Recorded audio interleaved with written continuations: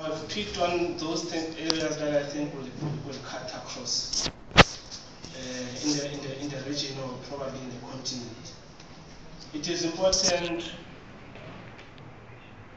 that we create a legal framework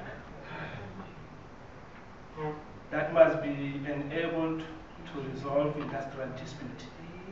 Because for any investment to take place or any development, there needs to be some relative industrial stability, and which I think is consistent with the creation of economic stability and enabling investment environment.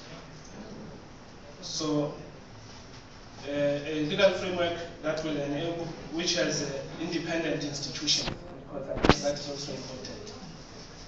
Independent institutions that will be able to mediate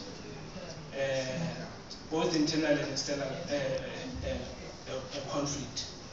Independent in a sense that they must be trustworthy by both competing entities. But the legal framework must also facilitate collective bargaining between contesting parties at the workplace or at the shop floor. Part of the importance of collective bargaining, because already Comrade Yao has indicated the importance of beginning to bring the economic aspect to what he referred to as a more emphasis on the human rights and freedom culture. In order to capture or link the economic imperative to that important culture, I think through collective bargaining, workers must be enabled to begin to discuss employee empowerment schemes.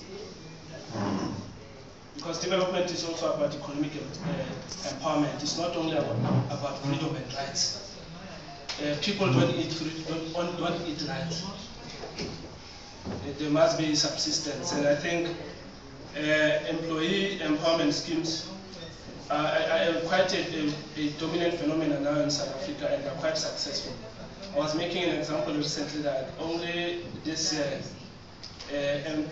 employees in one company, close to I think 200 employees per head, they earn 500,000 rand, and that is a serious empowerment. Some of them had decided to retire, whatever the reason, but also some of them have decided to continue employment in the same company.